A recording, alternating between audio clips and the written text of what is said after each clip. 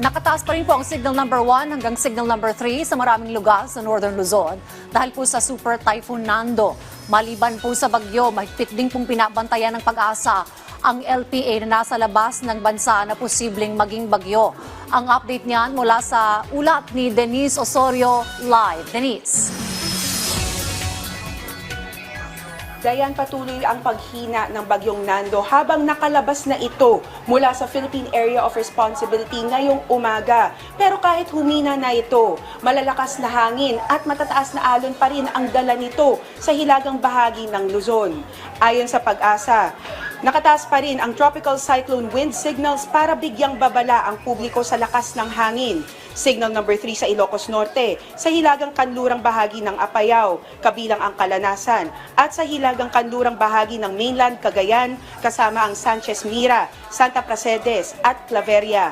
Kasama rin ang kanlurang bahagi ng Babuyan Islands tulad ng Panuitan, Calayan, Dalupiri, Mabaag, Barit at Fuga Islands. Signal number 2 naman sa Batanes, natitirang bahagi ng Babuyan Islands, hilaga at gitnang bahagi ng Cagayan, kabilang ang Iguig, Solana, Tuaw, Bagao, Amulung, Piat, Santa Ana, Gataran, Lalo, Gonzaga, Pamplona, Abulug, Ballesteros, Apari, Camalanigan, Bagwe, Santa Teresita, Alacapan, Lasam, Santo Niño, Alcala at Rizal.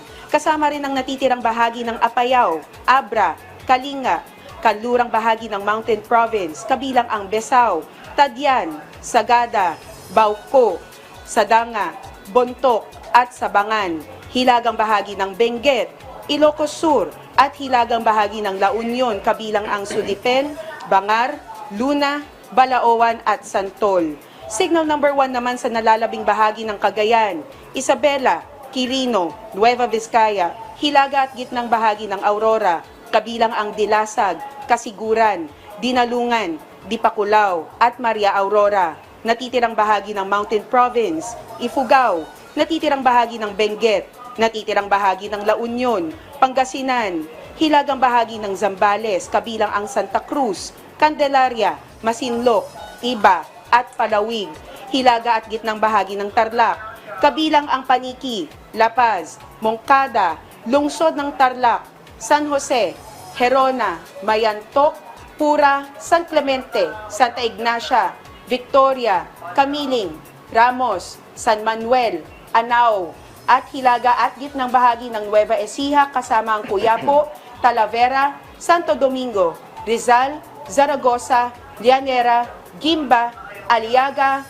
Pantabangan, Science City of Muñoz, General Mamerto Natividad, Caranglan, Quezon, Lungsod ng San Jose, Lupao, Nampikwan, Talugtog, Likab at Bungabon. Samantala may babala rin ng storm surge na aabot hanggang 3 metro ang taas sa mabababang baybayin ng Batanes, Cagayan, kabilang ang Babuyan Islands, Ilocos Norte at Ilocos Sur.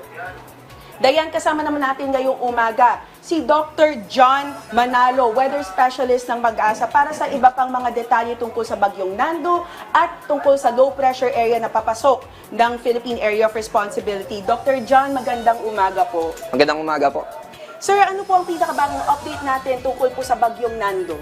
Itong si Bagyong Nando ay kakalabas lang ng Philippine Area of Responsibility. Ito ay may taglay na lakas ng hangin na umaabot ng 185 kilometers sa sentro o sa mata ng bagyo at 230 kilometers naman na hangin na gustiness o pagbugso. Ito yung bigla ang paglakas ng hangin sa paligid ng bagyo. Kumikilos ito pakanluran, papalayo palalo sa ating bansa sa bilis na 20 kilometers per hour.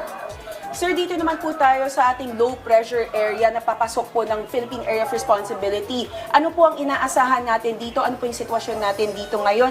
At ano po yung projected daloy po niya kung ano po yung tatamaan niya? siguro unahin natin doon sa kanyang development. Naka-high chance tayo ngayon. Ibig sabihin, for the next 24 hours, mataas yung posibilidad na ito ay maging isang ganap na bagyo. At nakikita din natin na kapag naging ganap na bagyo na ito at pumasok ito sa Philippine Area of Responsibility, bibigyan natin ito ng local name na Opong.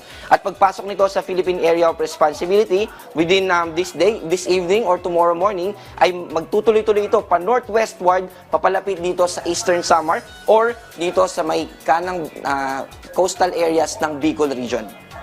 Sir, ito pong si Opong, ano po yung abiso po natin sa ating mga kababayan na posibleng pumatamaan dito po sa pagpasok niyo? Sa kasalukuyan ay meron pa rin potensyal na magbago yung forecast natin patungkol dito. Kaya bagyong Opong napapasok pa lang, pero gusto natin na inform yung ating mga kababayan na maghanda at maging updated sa mga panibago pang ilalabas ng DOST Pag-asa patungkol dito sa ating binomonitor. Okay, maraming salamat po, Doc John. Dayan, kasalukuyang binomonitor pa rin ng Pag-asa ang mga dam sa Luzon. Sa ngayon, 8 na ang nakabukas na gate sa Ambuklao Dam, 6 sa Binga Dam, 1 sa Ipo Dam, at 3 pa rin sa Magat Dam. Pinapayuhan ng Pag-asa ang mga LGU, DRRMC na to take appropriate actions para siguraduhin na ligtas ang kanilang mga residente. Yan ang pinakahuling balita mula rito sa Pag-asa. Balik sa iyo, Dayan. Maraming salamat sa update, Denise Osorio.